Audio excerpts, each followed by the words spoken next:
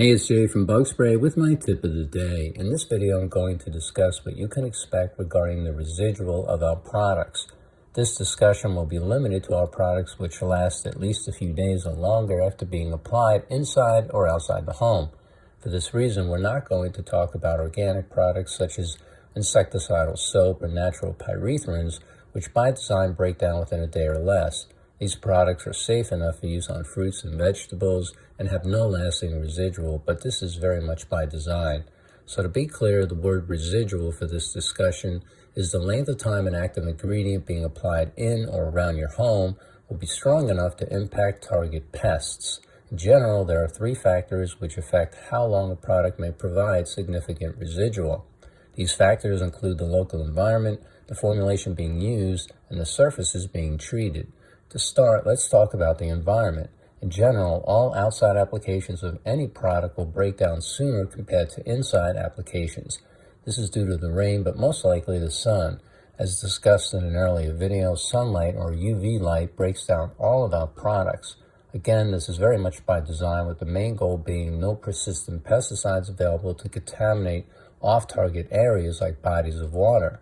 So today's products will degrade compared to the chemicals used back in the 70s and 80s of last century.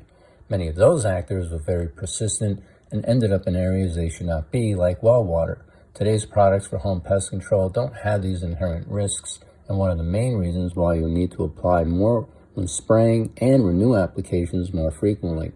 A good example of this are the products used to protect trees. We used to have residuals that could last for years, but now you may get just 2 or 3 months of protection from our very strongest product.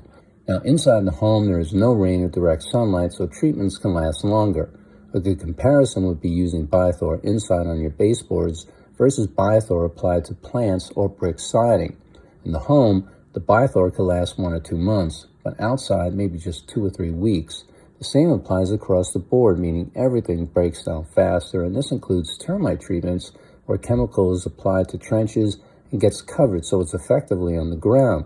Commonly done for termite control, such treatments can last 5+ years outside the home, but if done in a crawl space, the same application may last twice as long.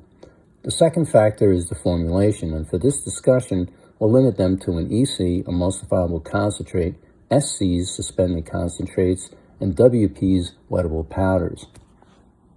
In general, ECs will break down the fastest, with SCs lasting a little longer and wettable powders lasting the longest. This general statement applies to both outside and inside applications. ECs tend to be more volatile, so they break down faster. SCs are more stable and in some cases microencapsulated, so well protected. But like ECs, they too will succumb to the sun. Wettable powders are the longest lasting, but they can be washed or blown away, and of course carried away by target pests the easiest. Still, they have proven to last the longest, but due to a visible residue after treatments on dark surfaces, wettable powders are not commonly employed. The last factor is the surface being sprayed. So on cement, there may be very little residual from an EC treatment. SCs do better, but wettable powders will generally stick on cement the best. Conversely, vinyl or a well-painted surface can enable a treatment to last for many weeks. Worth noting is how most all chemicals work as a contact kill when first sprayed, meaning they will kill target pests when wet. But as soon as they dry, nearly all will take 1 to 3 days to kill affected insects. And with some target pests, something like springtails or clover mites, new ones will be replacing the dying ones faster than the residual can kill them. When this happens, you will think the treatment is not working, but it is. It just takes time. For this reason, a follow-up treatment or 2 will be needed if you hope to not see any. Now, how many treatments will you need to do?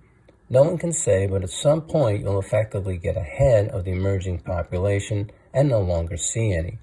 Not surprisingly, we see this more with the small pests such as springtail, sosids, clover mites, and chiggers, compared to large pests like camelback crickets or roaches. These larger insects cover vast areas so rapidly they tend to pick up a lethal dose faster and move away from treatments before you ever see them. The small pests, however, linger close to their homes, and if your treatment is not reaching their pocket nests, they will keep coming for weeks. It's particularly important to be precision-minded when treating for these smaller pests, and we have many videos covering the techniques needed to knock out these persistent insects. In summary, 99% of our products provide residual, but this characteristic does not work the same compared to when it's first applied. So when persistent pests keep coming, especially the small ones like springtail associates or clover mites, it's important to treat again to knock down the new activity, since they're coming out faster than the previous treatment can kill them. The good news is you will get ahead of the problem, but you must reduce the hidden population enough to see the final result. In the end, if you continue to spray even after the target pest is gone by doing a treatment every 1 or 2 months, you can keep your yard and home pest-free. A great analogy is why we change the oil in our cars. We do this to prevent major engine damage and costly repairs. The same is true for insects. If you're treating the outside of your home on a regular basis, you should be able to keep out at least the crawling pests. Flying pests may need alternate materials because they can literally fly over your protective shell that you sprayed. But rest assured, we have the answers for all of them. I'm Jay, and this is my tip of the day.